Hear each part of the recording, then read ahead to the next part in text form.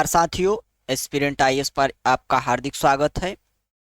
Understand your NCERT की हमारी series में हम कक्षा 10 के भूगोल विषय की एनसीईआरटी का अध्ययन कर रहे हैं, जिसमें अभी तक हमने 2 चैप्टर का कंप्लीट अध्ययन कर लिया है, जबकि जो हमारा तीसरा चैप्टर है जो कि वाटर रिसोर्स से संबंधित है, उसका हम अध्ययन कर रहे हैं। इस चैप्टर का पार्ट 1 जो वीडियो है उसको हमने देखा, जिसमें इस चैप्टर का पिछला वाला भाग यानी कि पार्ट 1 हमने देख लिया है। उसका लिंक डिस्क्रिप्शन में रहेगा और आप प्लेलिस्ट से भी उसे ढूंढ सकते हैं। तो आज का हमारा यह वीडियो इसी चैप्टर यानी कि चैप्टर 3 से ही संबंधित होगा, जो कि पार्ट 2 के रूप में होगा। तो आइए अपने चैप्टर की ओर चलते हैं। अभी तक हमने इस चैप्टर यानी कि जल संसाधन में यह समझ लिया है कि जल संसाधन क्या होता है तथा संसाधन क्या होता है। इसके अतिरिक्त कुछ तथ्य, कुछ आंकड़ों के माध्यम से ही जल संसाधन की स्थिति वैश्विक रूप में तथा भारतीय रूप में किस प्रकार से है, उसके बारे में भी हमने जानने का प्रयास किया। इसके अलावा जल का संरक्षण और प्रबंधन से संबंधित कुछ महत्वपूर्ण जो डायमेंशन होते हैं उसको भी हमने समझा, तथा इस चैप्टर में कुछ रिपोर्टें, कुछ जो अन्य प्रकार के फैक्ट और डाटा हैं, उसको पार्ट 1 वीडियो में हमने जल संसाधन से संबंधित जानकारियां देखी।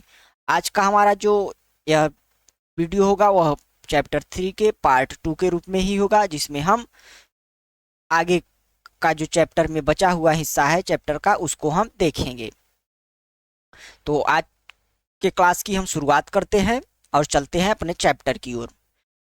हमें आज यहाँ से यानी कि बहुउद्देशीय नदी परियोजनाएं और समन्वित जल संसाधन प्रबंधन, इसको देखना होगा। तो चलते हैं पैराग्राफ की ओर।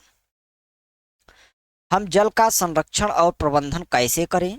पुरातत्व, वैज्ञानिक और ऐतिहासिक अभिलेख दस्तावेज बताते हैं कि हमने प्राचीन काल से सिंचाई के लिए पत्थरों और मलबे से बांध, जलाशय अथवा झीलों के तटबंध और नहरों जैसे उत्कृष्ट जलीय कृतियां बनाई हैं। इसमें कोई आश्चर्य नहीं है कि हमने यह परिपाटी आधुनिक भारत में भी जारी रखी है और अधिकतर नदियों के बेसिनों में बांध बनाए हैं। यह पैराग्राफ यह बताने का प्रयास कर रहा है कि भारत में जो जल संरक्षण तथा प्रबंधन की तकनीक है वह वर्तमान में ही नहीं बल्कि प्राचीन काल से ही देखते आ रहे हैं, उसे हम समझते आ रहे हैं, जो कि एक परिपाटी के रूप में प्राचीन काल से लेकर आधुनिक काल तक हमारे देश में विद्यमान है। अर्थात जो वर्तमान में इन बांधों को, बड़े बड़े बांधों को बनाने का प्रचलन हो या तालाबों, झीलों इत्यादि के माध्यम से जल संरक्षण या जल प्रबंधन की जो तकनीक है वह प्राचीन भारत में भी विद्यमान थी और उसी परिपाटी को हम वर्तमान में भी चलायमान कर रहे हैं। अब आइए भारत प्राचीन में जलीय आकृतियां, प्राचीन भारत में जलीय आकृतियों से संबंधित कुछ तथ्य, कुछ फैक्ट देख लेते हैं। ईसा से 1 शताब्दी पहले इलाहाबाद के नजदीक श्रृंगवेरा में गंगा नदी की बाढ़ के जल को संरक्षित करने के लिए एक उत्कृष्ट जल संग्रहण तंत्र बनाया गया था। यानी कि ईसा की 1 शताब्दी पहले इलाहाबाद के नजदीक श्रृंगवेरा में गंगा नदी की जो बाढ़ का जल होता है उसे संरक्षित करने के लिए जल संग्रहण तंत्र बनाया गया था। इसके अतिरिक्त हमारा अगला पॉइंट है, चंद्रगुप्त मौर्य के समय जो बृहद स्तर पर, चंद्रगुप्त मौर्य के द्वारा बृहद स्तर पर बांध, झील और सिंचाई तंत्रों का निर्माण कराया गया था। यानी कि जो चंद्रगुप्त मौर्य वंश के शासक थे उनके द्वारा जल प्रबंधन की दृष्टि से कई महत्वपूर्ण कार्य किए गए थे। इसके अतिरिक्त हमारा अगला बिंदु है, कलिंग यानी उड़ीसा, नागार्जुन कोंडा यानी आंध्र प्रदेश, बेन्नूर यानी कि कर्नाटक और कोल्हापुर यानी कि महाराष्ट्र में उत्कृष्ट सिंचाई तंत्र होने के जो सबूत मिलते हैं वर्तमान में, जो कि प्राचीन भारत से संबंधित थे। इसके अतिरिक्त अपने समय की सबसे बड़ी कृत्रिम झीलों में से एक भोपाल झील 11वीं शताब्दी में बनाई गई थी। 14वीं शताब्दी में इल्तुतमिश ने दिल्ली में दिल्ली में सीरी फोर्ट क्षेत्र में जल की सप्लाई के लिए हौज खास यानी कि एक विशिष्ट तालाब बनवाया था। तो ये कुछ तथ्य थे जो प्राचीन तथा मध्यकालीन भारत से संबंधित थे, जो हमें यह बताने की कोशिश कर रहे हैं कि जल संरक्षण तथा जो सिंचाई के लिए संसाधन यानी कि जलों का सिंचाई के लिए संरक्षण तथा उनका प्रबंधन, उनका मैनेजमेंट भारत में जो आधुनिक काल में प्रचलित है वह अभी कोई नई शुरुआत नहीं है। इसकी शुरुआत प्राचीन भारत में ही शुरू हो गई थी, जो कि मध्यकालीन भारत में भी और साथ ही साथ एक परिपाटी के रूप में आधुनिक काल में भी हमें देखने को मिल रही है। तो इस प्रकार इस पैराग्राफ को हमने समझा। इस तरह जो वर्तमान में बांध बनाए जा रहे हैं उनका एक चित्र है जिसे आप देख सकते हैं और समझ सकते हैं। यह हीरा कुंड बांध का जो है वह चित्र है। तो अब चलते हैं अपने पैराग्राफ की ओर। बांध क्या है और वे हमें जल संरक्षण और प्रबंधन में कैसे सहायता करते हैं। परंपरागत बांध नदियों और वर्षा जल को इकट्ठा करके बाद में उसे खेतों की सिंचाई के लिए उपलब्ध करवाते हैं। आजकल बांध सिर्फ सिंचाई के लिए नहीं बनाए जाते, अपितु उनका उद्देश्य विद्युत उत्पादन, घरेलू और औद्योगिक उपयोग, जल आपूर्ति, बाढ़ नियंत्रण, मनोरंजन, आंतरिक नौचालन और मछली पालन भी है। इसलिए बांधों को बहुउद्देशीय परियोजनाएं कहा जाता है। तो जैसा कि हम आज का जो चैप्टर है वह शुरुआत ही कर रहे हैं कि बहुउद्देशीय नदी परियोजना यानी कि मल्टीपर्पज रिवर प्रोजेक्ट। तो मल्टीपर्पज रिवर प्रोजेक्ट का मतलब क्या होता है? ऐसी परियोजना, ऐसे बांध, नदियों के जल का ऐसा उपयोग जिनका उद्देश्य बहुत सारा होता है, कोई एक उद्देश्य नहीं होता। जैसे कि उन बहुत से उद्देश्यों में जैसे कि सिंचाई के लिए उनका उपयोग करना, विद्युत उत्पादन के लिए उनका उपयोग करना, औद्योगिक उपयोग के लिए उनका इस्तेमाल करना, जल आपूर्ति, बाढ़ नियंत्रण, मनोरंजन, नौका संचालन, मछली पालन इत्यादि ढेरों सारे जो पर्पज होते हैं हमारे, उनको पूरा करने के लिए वर्तमान में मल्टीपर्पज रिवर, डैम या प्रोजेक्ट बनाए जा रहे हैं। तो इसी कारण इन्हें मल्टीपर्पज प्रोजेक्ट कहा जाता है, जहां एकत्रित जल के अनेक उपयोग समन्वित होते हैं। उदाहरण के तौर पर सतलज ब्यास बेसिन में भाखड़ा नांगल परियोजना, सतलज ब्यास बेसिन में भाखड़ा नांगल परियोजना जल विद्युत उत्पादन और सिंचाई दोनों काम में आती है। इसी प्रकार महानदी बेसिन में हीरा कुंड परियोजना जल संरक्षण और बाढ़ नियंत्रण का समन्वय है। तो इस प्रकार बहुउद्देशीय नदी परियोजना क्या होती हैं उसको हमने समझा। अब देखते हैं, बांध बहते जल को रोकने, दिशा देने या बहाव कम करने के लिए खड़ी की गई बाधा है, जो आमतौर पर जलाशय, झील अथवा जल भरण बनाती हैं। बांध का अर्थ जलाशय से लिया जाता है, न कि उसके ढांचे से। अधिकतर बांधों में एक ढलवा हिस्सा होता है जिसके ऊपर से या अंदर से रुक रुक कर या लगातार जो जल है वह बहता रहता है।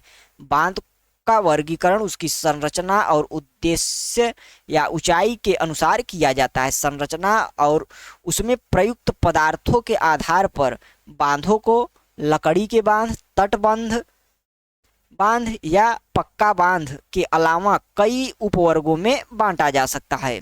ऊंचाई के अनुसार बांधों को बड़े बांध और मुख्य बांध या नीचे बांध, मध्यम बांध और उच्च बांधों में वर्गीकृत किया जा सकता है। तो इस प्रकार इस पैराग्राफ में हम जो है वो बांध को समझ सकते हैं, बांध एक कैसी संरचना होती है तथा उसके विभिन्न आधारों पर प्रकारों को समझ सकते हैं।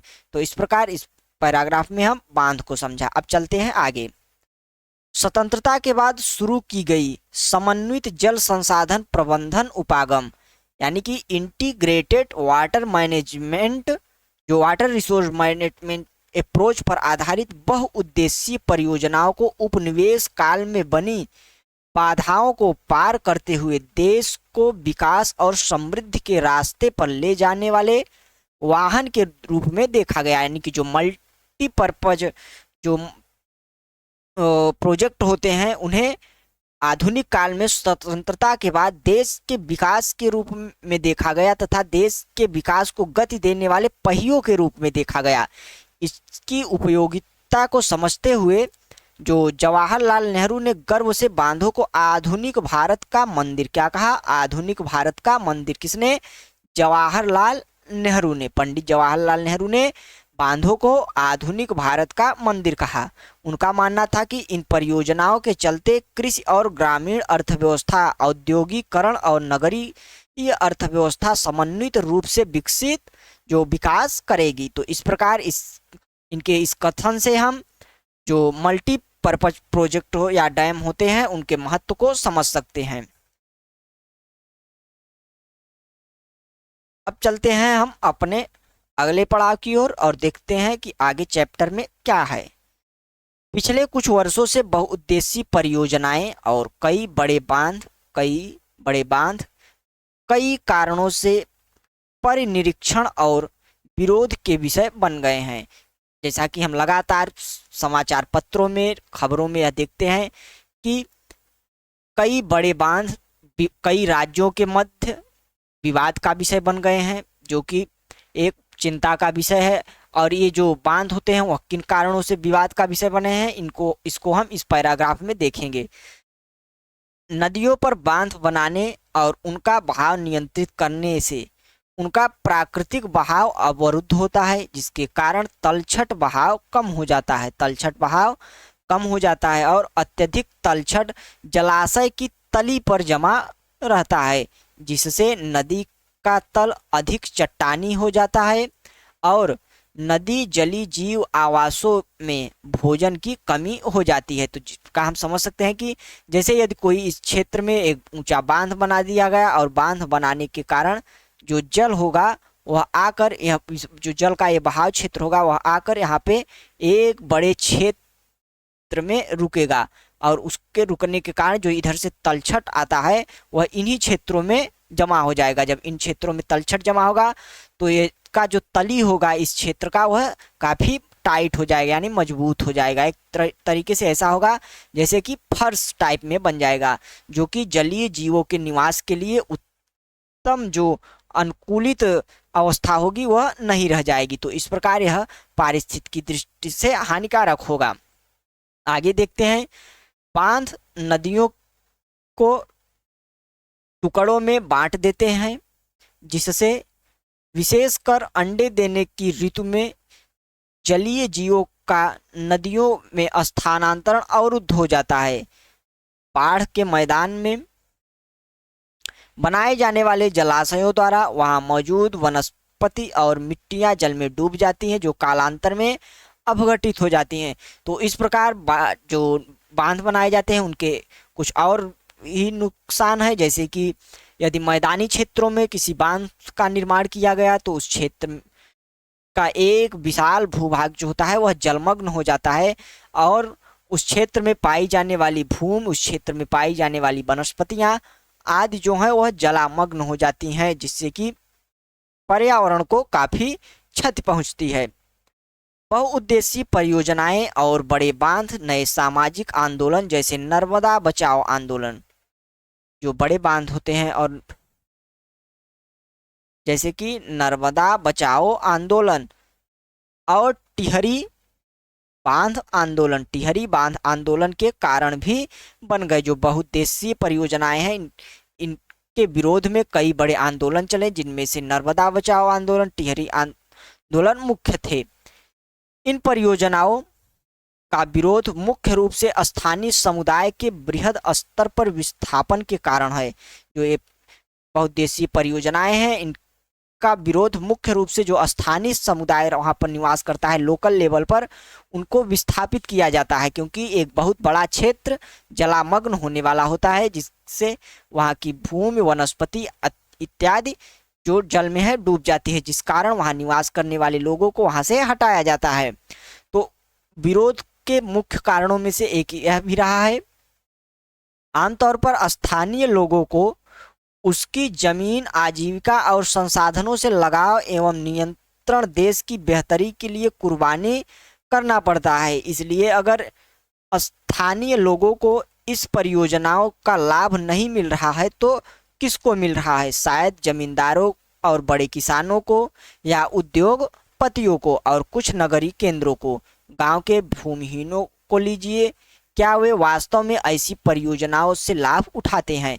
तो यह एक विचारणीय मुद्दा है कि जिस स्तर पर स्थानीय लोगों में इन परियोजनाओं को लेकर असंतोष व्याप्त होता है, एक विरोध की स्थिति उनके द्वारा देखी जाती है, तो क्या इन परियोजनाओं का लाभ उन्हें नहीं होता? यदि उन्हें नहीं होता तो फिर किसे होता है? यह एक सोचने वाला विषय है, जिसको हम इस पैराग्राफ में कुछ समझने की कोशिश करते हैं। नर्मदा बचाओ आंदोलन एक गैर सरकारी संगठन है जो जनजातीय लोगों, किसानों, पर्यावरणविदों और मानवाधिकार कार्यकर्ताओं को गुजरात में नर्मदा नदी पर सरदार सरोवर बांध के विरोध में लामबंद करता है। मूल रूप से यह आंदोलन जंगलों के बांधों के पानी में डूबने जैसे पर्यावरणीय मुद्दों पर केंद्रित था। हाल ही में इस आंदोलन का लक्ष्य बांध से विस्थापित गरीबों को सरकार से संपूर्ण पुनर्वास सुविधा दिलाना हो गया है। लोगों ने सोचा कि उनकी यातनाएं व्यर्थ नहीं जाएंगी। विस्थापन का शोक स्वीकार किया, यह विश्वास करके कि सिंचाई के प्रसार से वे मालामाल हो जाएंगे। प्रायः रिहंद के उत्तरजीवियों ने हमें बताया कि उन्होंने अपने कष्टों को देश के लिए कुर्बानी के रूप में स्वीकार किया है। जो रिहंद बांध भागीरथी पर बना है उससे संबंधित है कि वहां के निवासियों ने बताया कि उन्होंने अपने कष्टों को देश के कुर्बानी के रूप में स्वीकार किया। परंतु अब 30 साल के कड़े अनुभव के बाद जब उनकी आजीविका और अधिक जोखिमपूर्ण हो गई, उनकी आजीविका और अधिक जोखिमपूर्ण हो गई, पूछते जा रहे हैं, हमें ही देश के लिए कुर्बानी देने के लिए क्यों चुना?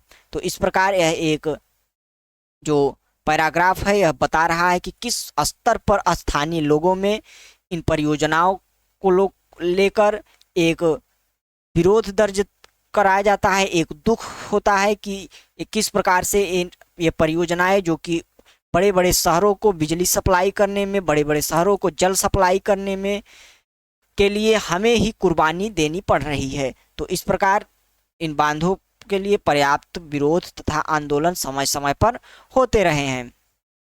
सिंचाई ने कई क्षेत्रों में फसल प्रारूप परिवर्तन कर दिया, जहां किसान जलगहन और वाणिज्यिक फसलों की ओर आकर्षित हो रहे हैं। इसमें मृदाओं के लवणीकरण जैसे गंभीर पारिस्थितिकी परिणाम हो सकते हैं। इसी दौरान हमें अमीर भूमि मालिकों और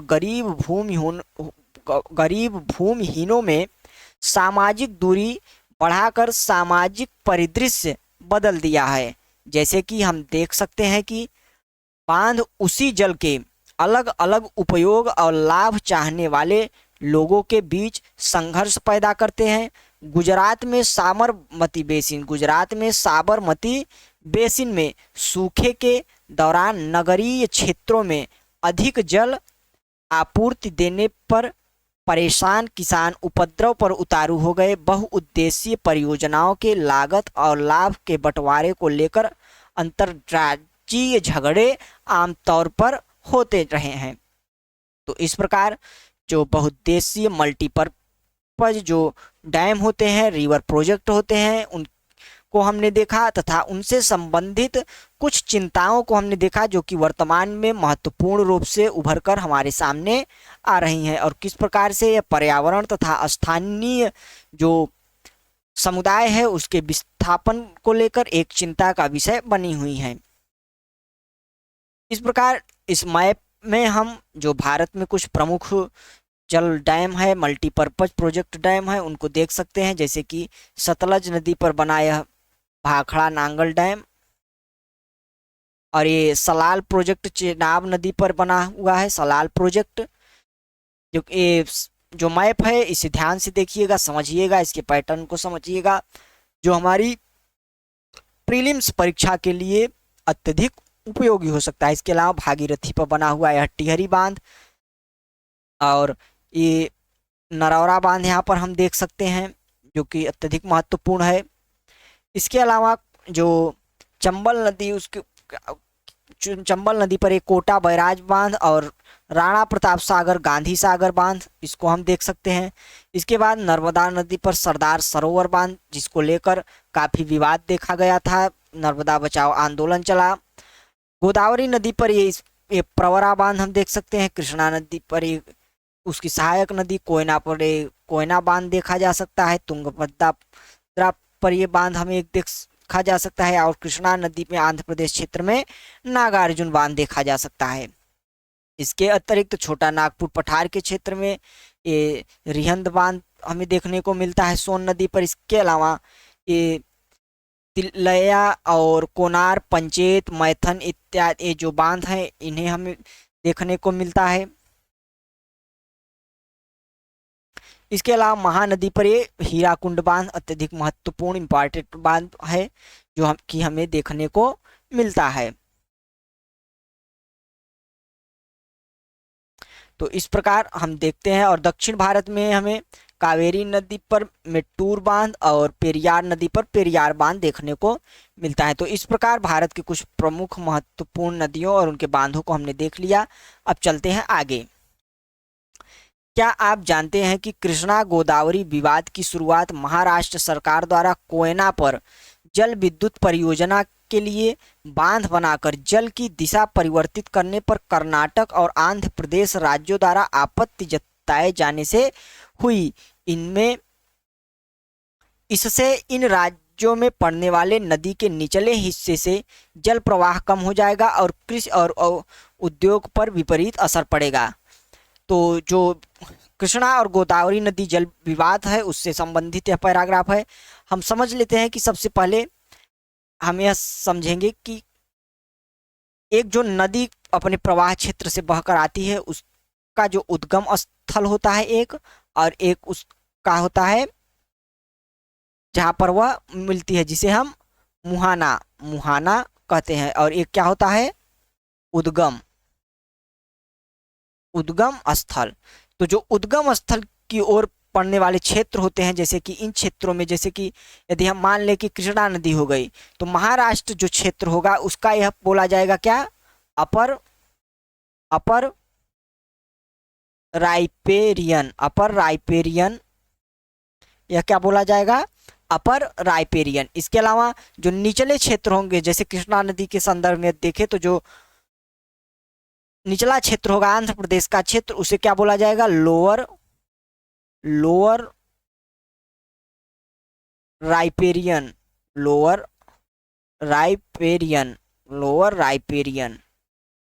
तो इस प्रकार से इन दो टर्मों को ध्यान रखिएगा। और मेंस परीक्षा में इस प्रकार के ज्योग्राफिकल तथा जो जियो स्ट्रेटेजिक टर्म होते हैं उनका बखूबी इस्तेमाल करिएगा। तो ये जो अपर राइपेरियन और लोअर राइपेरियन को लेकर ही किसी भी नदी जल विवाद में विवाद होता है। तो यदि इन दो टर्म को आपने समझ लिया तो नदी जल विवादों के मुख्य कारण को समझ लेंगे। तो इसमें होता क्या है कि जैसे अपर राइपेरियन के जो क्षेत्र होते हैं, यदि वो इस क्षेत्र में बांध बना लें, यदि इस क्षेत्र में बांध बना ले और इस क्षेत्र पर जल रोक ले, तो निश्चित तौर पर लोअर राइपेरियन क्षेत्रों में जल की मात्रा जो होगी वह कम हो जाएगी, और जल की मात्रा कम होने से वह निश्चित तौर पर विरोध अवश्य ही दर्ज कराएंगे। तो इस प्रकार जो कृष्णा गोदावरी विवाद को लेकर इसी मुद्दे पर दर्ज हुआ कि महाराष्ट्र अपर राइपेरियन एरिया होने के कारण उसने जल को रोकने की कोशिश की कोयना बांध बनाकर, जिसके कारण कर्नाटक और आंध्र प्रदेश ने इस पर आपत्ति दर्ज की। अब चलते हैं अपने चैप्टर की ओर आगे। नदी परियोजनाओं पर उठी अधिकतर आपत्तियां उनके उद्देश्य में विफल हो जाने पर हैं। यह एक विडंबना ही है कि जो बांध बाढ़ नियंत्रण के लिए बनाए जाते हैं उनके जलाशयों में तटबंध जो तलछट होते हैं जमा होने से बाढ़ आने का कारण बन जाते हैं। अत्यधिक वर्षा होने की दशा में तो बड़े बांध कई बार बाढ़ नियंत्रण में असफल रहते हैं। आपने पढ़ा होगा कि 2006 में महाराष्ट्र और गुजरात में भारी वर्षा के दौरान बांधों से छोड़े गए जल की वजह से बाढ़ की स्थिति और भी विकट हो गई। इन जो बाढ़ों से न केवल जान माल का नुकसान हुआ अपितु बृहद स्तर पर मृदा अपरदन भी हुआ। तो हम देखने शुरुआत में ही जब बांधों को पढ़ा, उनकी डिफिनीशन को पढ़ा, मल्टीपर्पज प्रोजेक्ट को पढ़ा, तो उसमें हमने देखा कि इनका मुख्य उद्देश्य जो होता है वह बाढ़ नियंत्रण होता है। परंतु यही बांध कभी कभी बाढ़ के कारण भी बन जाते हैं, क्योंकि इनमें इस प्रकार हम देखते हैं कि यही बांध जो होते हैं यह एक विकट बाढ़ का कारण बन जाते हैं। बांध के जलाशय पर तलछट जमा होने का अर्थ यह भी है कि तलछट जो कि एक प्राकृतिक उर्वरक है बाढ़ के मैदानों तक नहीं पहुंचती, जिसके कारण भूमि निम्नीकरण की समस्या होती है। तो इस प्रकार जो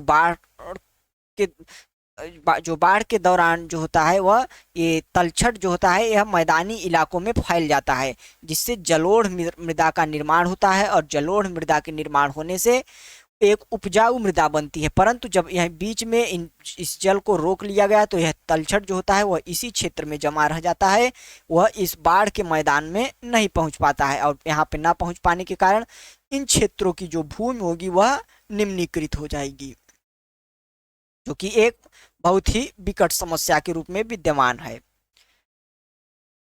यह भी माना जाता है कि बहुउद्देशीय परियोजनाओं के कारण भूकंप आने की संभावना भी बढ़ जाती है और अत्यधिक जल के उपयोग से जल जनित बीमारियां, फसलों में कीटाणु जनित बीमारियां और प्रदूषण फैलते हैं। तो इस प्रकार इन जो बहुउद्देशीय परियोजनाएं हैं, जो बांध हैं, उनसे संबंधित महत्वपूर्ण समस्याओं को हमने देखा और समझा कि ये किस प्रकार से एक चिंता का विषय बनती जा रही हैं और लगातार लोगों के द्वारा इनके संबंध में विरोध प्रदर्शन भी होते रहे हैं। अब इस चैप्टर में आगे की ओर हम चलते हैं और इस चैप्टर का अगला जो हिस्सा है वह है जल वर्षा संग्रहण। जो जल का वर्षा होता है उसके संग्रहण से संबंधित यह आगे का जो हमारा हिस्सा इस चैप्टर का है वह है। तो चलते हैं आगे की ओर। बहुत से लोगों का मानना है कि बहुउद्देशीय परियोजनाओं के अलाभप्रद असर और उन पर उठे विवादों के चलते वर्षा जल संग्रहण तंत्र इनके सामाजिक, आर्थिक और पारिस्थितिक तौर पर व्यवहार्य विकल्प हो सकते हैं। प्राचीन भारत में उत्कृष्ट जलीय निर्माणों के साथ साथ जल संग्रहण ढांचे भी पाए जाते थे। लोगों को वर्षा पद्धति और मृदा के गुणों के बारे में गहरा ज्ञान था। उन्होंने स्थानीय पारिस्थितिकीय परिस्थितियों और उनकी जल आवश्यकता अनुसार जल वर्षा, भौम जल, नदी जल, बाढ़ जल संग्रहण के अनेक तरीके विकसित कर लिए थे। तो इस प्रकार जो वर्षा जल संग्रहण तंत्र है यह भारत में प्राचीन काल से ही देखा जा रहा है, जिसमें जो प्राचीन काल के लोग थे वह पारिस्थितिकीय परिस्थितियों को भली भांति समझते थे और अपने आवश्यकता अनुसार जल को उनके संग्रहण को वर्षा जल के संग्रहण को करने के लिए एक उत्तम तकनीक अपनाते थे। पहाड़ी और पर्वतीय क्षेत्रों में लोगों ने गुल अथवा कुल, पश्चिमी हिमालय में इन्हें गुल या कुल कहा जाता था, जैसी वाहिकाएं नदी की धारा का रास्ता बदलकर खेतों में सिंचाई के लिए बनाई जाती थी। तो जो गुल और कुल है यह नदी का रास्ता बदलकर उसकी धारा का रास्ता जो है वह बदलकर खेतों की ओर मोड़ दी जाती थी, जो कि सिंचाई के काम में आता था। पश्चिमी भारत विशेषकर राजस्थान में पीने का जल एकत्रित करने के लिए छत वर्षा जल संग्रहण, क्या छत वर्षा जल संग्रहण का तरीका आम था। पश्चिम बंगाल में बाढ़ के मैदान में लोग अपने खेतों की सिंचाई के लिए बाढ़ जल वाहिकाएं बनाते थे। शुष्क और अर्ध शुष्क क्षेत्रों में खेतों में जो वर्षा जल एकत्रित करने के लिए गड्ढे बनाए जाते थे ताकि मृदा को सिंचित किया जा सके और संरक्षित जल को खेती के लिए उपयोग में लाया जा सके। तो इस प्रकार हम देख सकते हैं कि किस प्रकार के से देश के अलग अलग हिस्सों में वर्षा जल संग्रहण के अलग अलग जो तरीके थे वह विद्यमान थे। राजस्थान के जिले जैसलमेर में खादीन और अन्य क्षेत्रों में जोहड़ इसके उदाहरण हैं जो कि जल संरक्षण से संबंधित हैं। तो इस प्रकार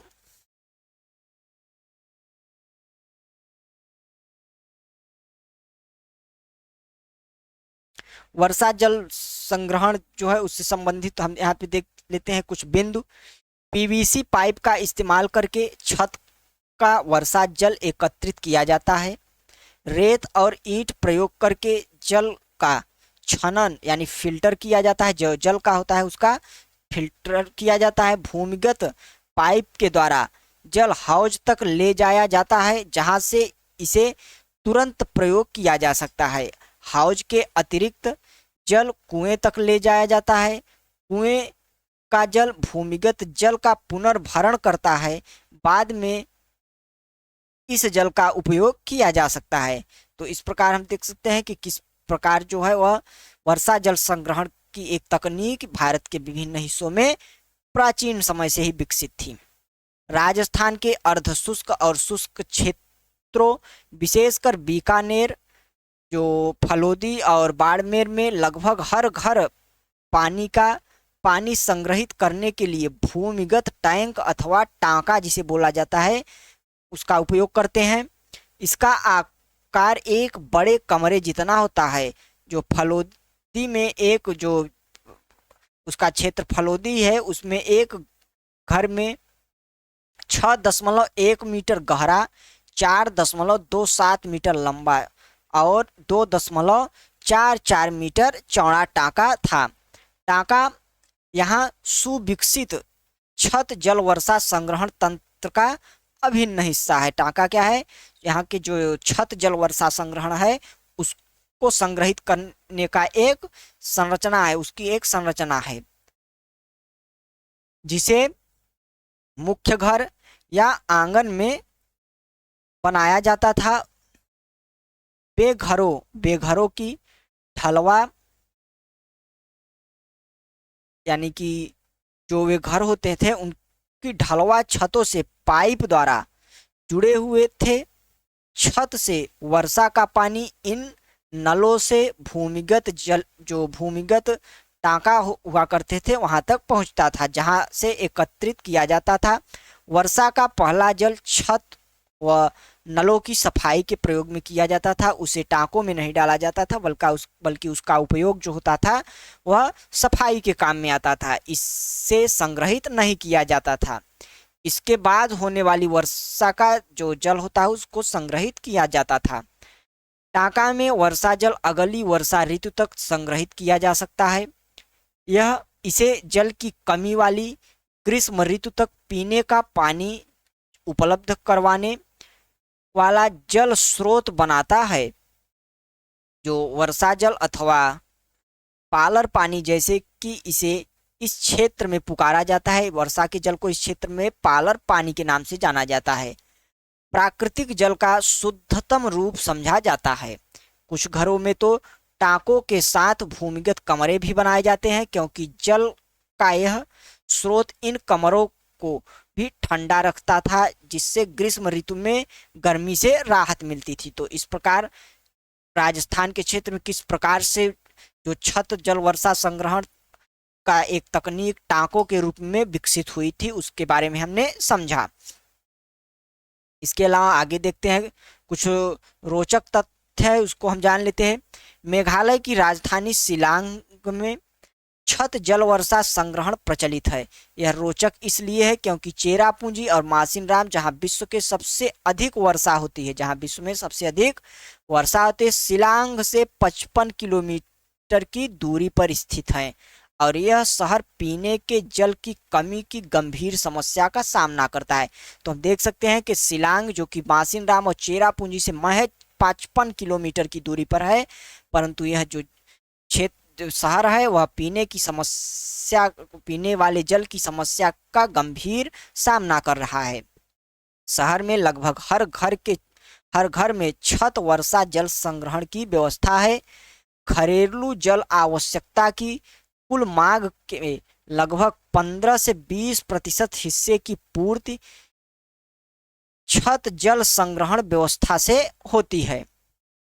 तो इस प्रकार यह रोचक एक तथ्य हमने देखा कि किस प्रकार से अत्यधिक वर्षा वाले क्षेत्र में भी जल समस्या उत्पन्न हो रही है। यह दुख की बात है कि आज पश्चिमी राजस्थान में छत वर्षा जल संग्रहण की रीत इंदिरा गांधी नहर से उपलब्ध 12 मासी पेयजल के कारण कम होती जा रही है। हालांकि कुछ घरों में टांकों की सुविधा अभी भी है, क्योंकि उन्हें नल से पानी का स्वाद पसंद नहीं है। सौभाग्य से आज भी भारत के कई ग्रामीण और शहरी क्षेत्रों में जल संरक्षण का संग्रहण का यह तरीका प्रयोग में लाया जा रहा है। कर्नाटक के मैसूर जिले में स्थित एक सुदूर गांव गंडाथूर में ग्रामीणों ने अपने घर में जल आवश्यकता पूर्ति छत वर्षा जल संग्रहण की व्यवस्था की हुई है। गांव के लगभग 200 घरों में यह व्यवस्था है और इस गांव में जल संपन्न गांव की ख्याति अर्जित की है।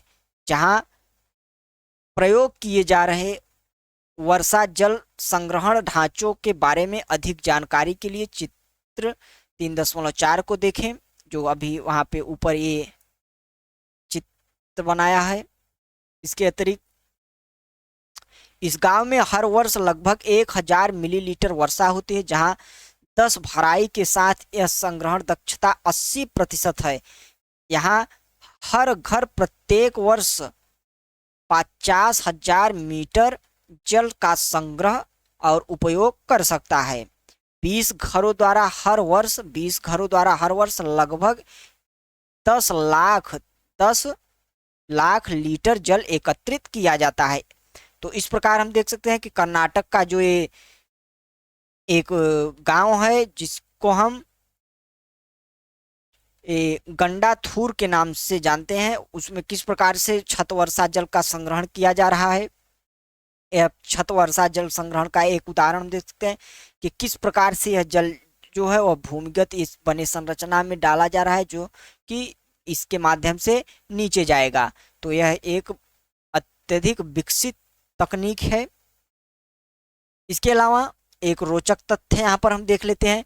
तमिलनाडु देश का एकमात्र राज्य है जहाँ पूरे राज्य में हर घर में छत वर्षा जल संग्रहण ढांचे का बनाना आवश्यक कर दिया गया है। इस संदर्भ में दोषी व्यक्ति पर कानूनी कार्यवाही हो सकती है। तो यह एक बहुत ही सराहनीय कदम तमिलनाडु सरकार के द्वारा देखा जा सकता है। इस प्रकार सिंचाई से संबंधित कुछ तकनीक है, इसे हम देख लेते हैं। बांस ड्रिप सिंचाई प्रणाली। मेघालय में नदियों व झरनों में जल को बांस द्वारा बने पाइप द्वारा एकत्र करके 200 वर्ष पुरानी विधि प्रचलन में है। लगभग 18 से 20 लीटर सिंचाई पानी बांस पाइप में लाया जाता है और उसे सैकड़ों मीटर की दूरी तक ले जाया जाता है। अंत में पानी का बहाव 20 से 80 बूंद प्रति मिनट तक घटाकर पौधों में छोड़ दिया जाता है। तो इस प्रकार यह एक ड्रिप जो इरिगेशन है उसकी प्रणाली है जो कि मेघालय में वर्तमान में प्रचलित है। तो इस प्रकार हम जो एक महत्वपूर्ण सिंचाई की तकनीक को देख लेते हैं। तो इसी के साथ यह हमारा जो चैप्टर है वाटर रिसोर्स का चैप्टर यह समाप्त होता है। यह बहुत ही महत्वपूर्ण तथा एक अत्यधिक उपयोगी हमारे लिए चैप्टर था, जिसमें कई फैक्ट डाटा तथा कई तकनीकियों के बारे में हमें जानने को मिला तथा वाटर रिसोर्स मैनेजमेंट को तथा उससे संबंधित समस्याओं को भी समझने का हमें मौका मिला। इस चैप्टर के कुछ अभ्यास प्रश्न है जिसे आप इस क्लास को पढ़ने के बाद अवश्य ही करने की कोशिश कीजिएगा, और इस चैप्टर से संबंधित जो भी प्रश्न हो उसे आप कमेंट बॉक्स में पूछ सकते हैं। तो इसके साथ आज का हमारा वीडियो यहीं समाप्त करते हैं। वीडियो देखने के लिए धन्यवाद। यदि वीडियो पसंद आया हो तो वीडियो को लाइक तथा शेयर करें और चैनल को सब्सक्राइब करें। मिलते हैं नेक्स्ट चैप्टर तथा किसी अन्य इंटरेस्टिंग टॉपिक के साथ। तब तक के लिए नमस्कार, जय हिंद।